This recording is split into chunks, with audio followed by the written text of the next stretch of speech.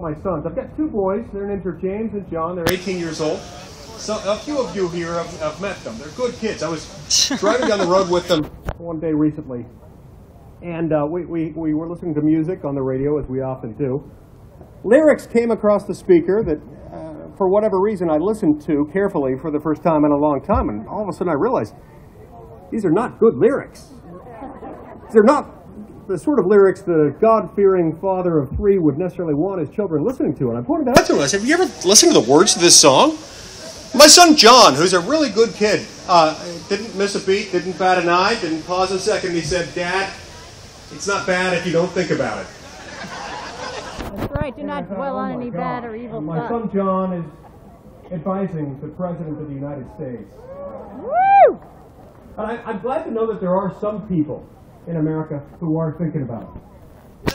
And it's because of people like you who are thinking about it that we have the principles underlying things like the new fair deal. And I'd like to talk to you about why I believe in principles like that today.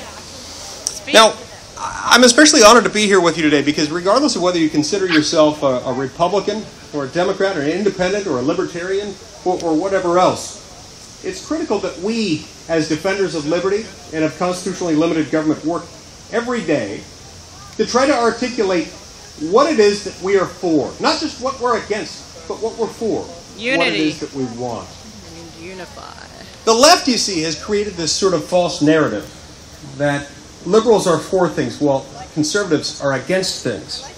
And when we concede that narrative, even if we concede it only implicitly, then we concede the debate even before it begins. And from the very outset of our republic, we've had to move from explaining what we're against to what we're for.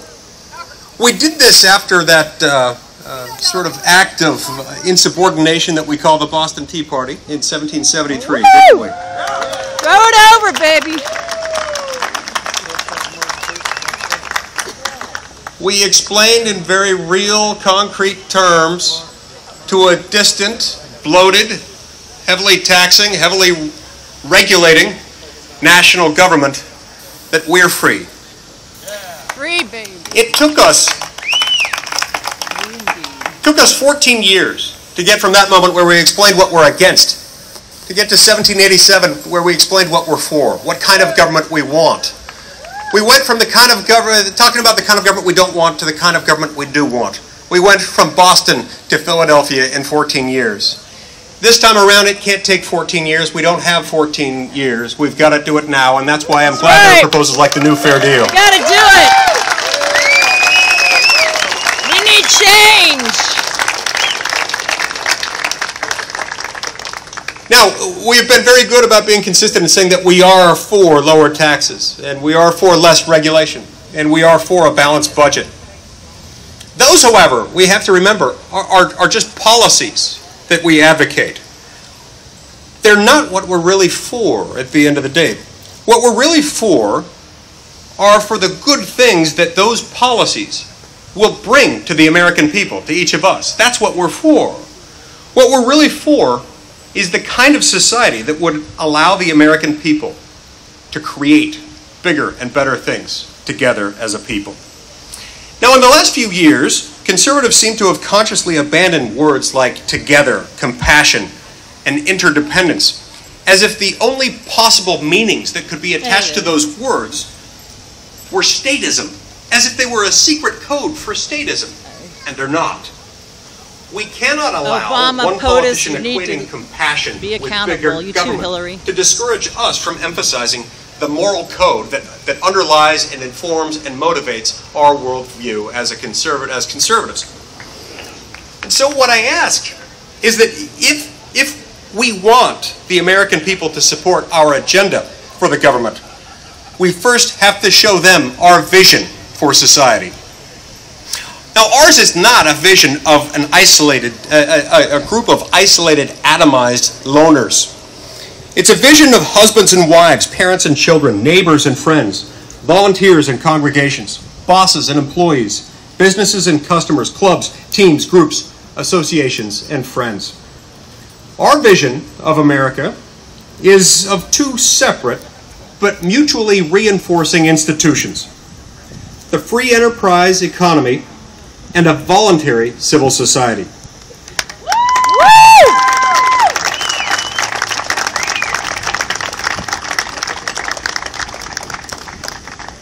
These two institutions are not good because they work. They work because they are fundamentally good. Gotta go back to the basics. So no matter who you are or what you're for, what you advocate, the first question for anyone in a free market economy has to ask him or herself is, how can I help? What problems need to be solved? What can I do to improve other people's lives? The free market economy does not allow anyone to take. It forces everyone to give. Now let me explain what I mean by that. Precisely the same process is at work among the social entrepreneurs in a voluntary civil society. Freedom, it turns out, does not divide us. Freedom unites us. It pulls us together. It aligns our interests. It draws us out of ourselves and into the lives of our friends, our neighbors, and perfect strangers. It draws us upward toward the best version of ourselves. The free market and voluntary civil society are not things that more Americans need protection from. Amen. They are things that more Americans need access to. Yeah. Woo!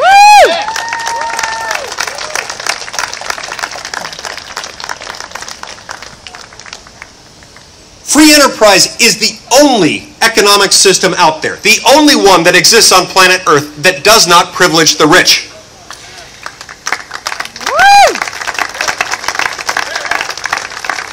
Let freedom ring. Instead, it naturally, by operation of the laws of human nature and mathematics, it forces them to put their wealth to productive use in a way that will serve other people.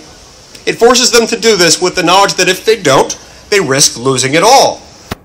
Free enterprise, it turns out, is the greatest weapon against poverty ever conceived by man.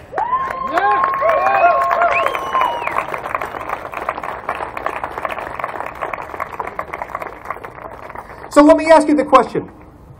If free enterprise exploits the poor, how then do liberals explain that the richest, wealthiest, most successful, prosperous nation the world has ever known consists almost entirely of citizens whose ancestors originally came here with nothing?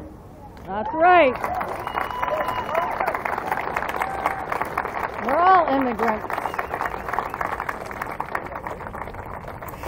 The left is equally condescendingly dismissive of our voluntary civil society. They simply don't trust free individuals to look out for each other or to try to solve problems without supervision from Washington. They think only government, only the government and those who operate it possess the proper necessary moral judgment to do that. They're the enlightened ones. But we know from our own lives that the true purpose of our communities is instead to accomplish everything else. To enliven our days, to ennoble our children, to strengthen our families, to unite our neighborhoods, to pursue our happiness and to protect our freedom to do so. It's with this in mind that I'm here today to support the principles of the New Fair Deal, to encourage robust debate about the future of our nation, and to urge you to articulate as aggressively as you can the benefits of free enterprise and a voluntary civil society. That's right. Woo! We the people did it back then, we can do it again.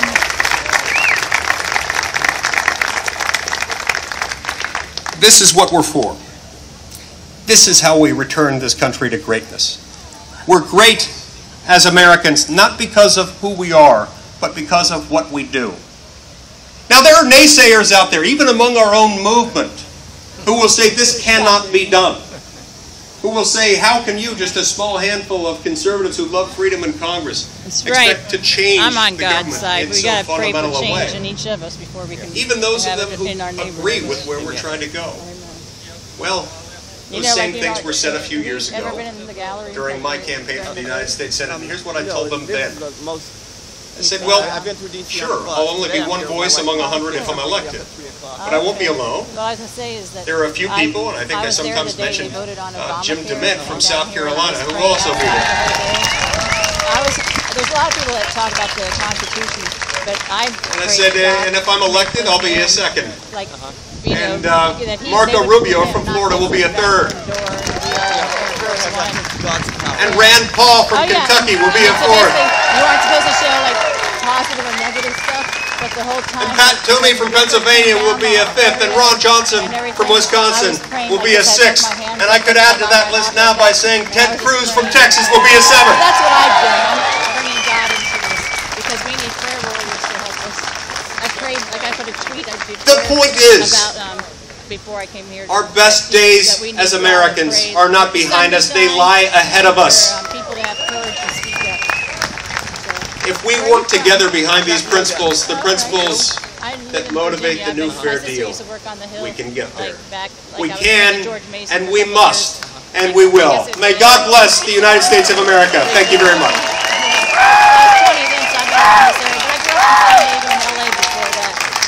I went to CPAC too. I shook Sarah Palin hand, and you know what I did after her speech? Senator Mike Lee, everyone. How do you feel? Are you ready to go let Congress know you support the new Fair Deal? All right. Before you guys head over there to storm the walls of the Capitol, I just want to say thank you on behalf of the FreedomWorks staff. For those of you, we know some of you came from very far away to be here today. We want to thank you. We want to thank the authors of the bill. We want to thank Senator Lee for joining us in support of this legislation. And of course, I want to thank the FreedomWorks staff for all their hard work that went into today's event. And with that, thank you so much, and head over to that Capitol building to let them know what you think. All right. I took her hand and I brought it up to my lips and kissed her and I said, God bless you. So like in the Bible, prophets would, like people would give them blessings and stuff. So I just think that I was a blessing for her that day, and God made it happen. So anyway, is it over? No. Gotta stop this one. I'm gonna put them on YouTube.